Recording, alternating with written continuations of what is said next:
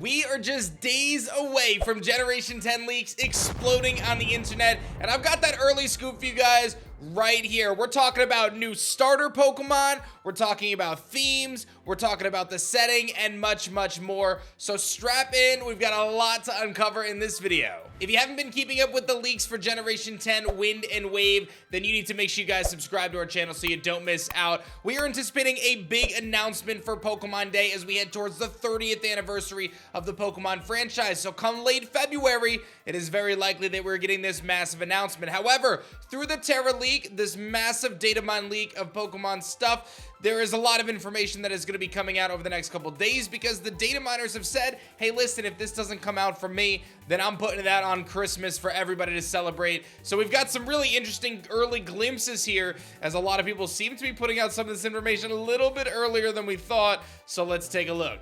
First things first, we got a recap from Amashinu saying Gen 10 leaks just dropped. The setting codenamed Gaia, so you'll see it referred to as Gaia many times, but the titles are indeed Pokemon Wind and Pokemon Waves. The setting is in Southeast Asia, primarily Indonesia. The scale is approximately the same as Scarlet and Violet, so we're looking at kind of the same type of journey in terms of size. And the map is an archipelago with infinite island generation, with the theme being infinity. The box legendaries are the Wind Grandpa and the Wave Grandma. So we've got this idea of infinity. We've got this idea of all these islands that you're going to be able to travel to and how they can be very different. We've already seen from the maps that we've discussed through Centro posts and otherwise that there's going to be all sorts of different biomes and very heavy focus around exploration. Let's talk a little bit more about that. The gimmick and gameplay gimmick is focused around weather. The last couple games, we've seen things like Dynamax and Gigantamax. We've seen a resurgence of Mega Evolution. We've seen, of course, the Terrassalization. But now it seems we are going to be diving into some sort of mechanic related to the weather. How they're going to handle this, I'm not sure, but I have a feeling that Weather Wars may be back in full force. A huge emphasis about crossing the sea and deep sea exploration. We've seen some shots and images and gameplay footage through this Terra leak that indicates that you are going to be able to dive and actually explore the underwater. It also indicates you're going to be able to traverse the water in a big way. Hopefully not 7.8 out of 10, too much water like Hoenn, but perhaps a really cool focus on exploration and being able to explore the Pokemon world in a totally new way that's never been done before. That is something I'm very excited about. We've also touched on the fact that every Pokemon can be ridden or touched. We know that there's going to be this scooter feature. Instead of being able to customize and ride on every single Pokemon, you're going to be able to utilize this scooter feature where you'll be pulled along based on your Pokemon and then ultimately control the Pokemon, it seems. Kind of like the functionality in Scarlet and Violet where you can kind of take over your Pokemon and traverse the terrain with them. It seems that that was kind of a test feature for them exploring Generation 10. We're going to be able to do that in a big way. The motif and the focus is survival. We also know that there's some focus points around sustainability, and then it also mentions a truly unique legendary Pokemon that can be personally raised. So this idea that you'll have this unique legendary Pokemon that you'll be able to travel the world with and ultimately raise it up to have something very unique for your experience based on how these islands are traversed. That's something I'm quite excited for. Another thing I'm super excited for is the resurgence and relaunch of Team Shiny, baby. If you guys don't know, Team Shiny relaunched in a big way with 6 amazing designs. We're gonna pop up on screen right now, and you should treat yourself to an amazing gift for the end of the year by picking up some Team Shiny merch. In fact, I'm even gonna be doing special personalized thank yous to everybody who places an order on Team Shiny today, and you guys can use code DLC to get 20% off if you pick up 3 shirts, hoodies, or more. So make sure you guys head to teamshiny.com, pick up one of these sweet designs. I personally love the Gengar one. I think it looks amazing. I can't wait to deck out my closet with these amazing Team Shiny designs. And let me know in the comments down below which designs you want to see next. But man, oh man, that Gengar, that Umbreon, they are so clean. So head to teamshiny.com, pick up your Team Shiny shirts. Again, you can use code DLC for a limited time. And I'll be thanking everybody who places an order today personally in the Fourth Wall app. So stay tuned for that. Very, very hype stuff there. teamshiny.com. This post then goes on to detail the production budget, which I find to be interesting. They're saying it's about 3 billion yen. That's about a $20 million budget, which is always crazy, because now that we know what the budgets are for these games, it's wild to think about because of how much they make and how little the budget ultimately is. But I don't really think that's a huge deal. Like, if the game's good, the game's good. That's, you know, that's my opinion on it.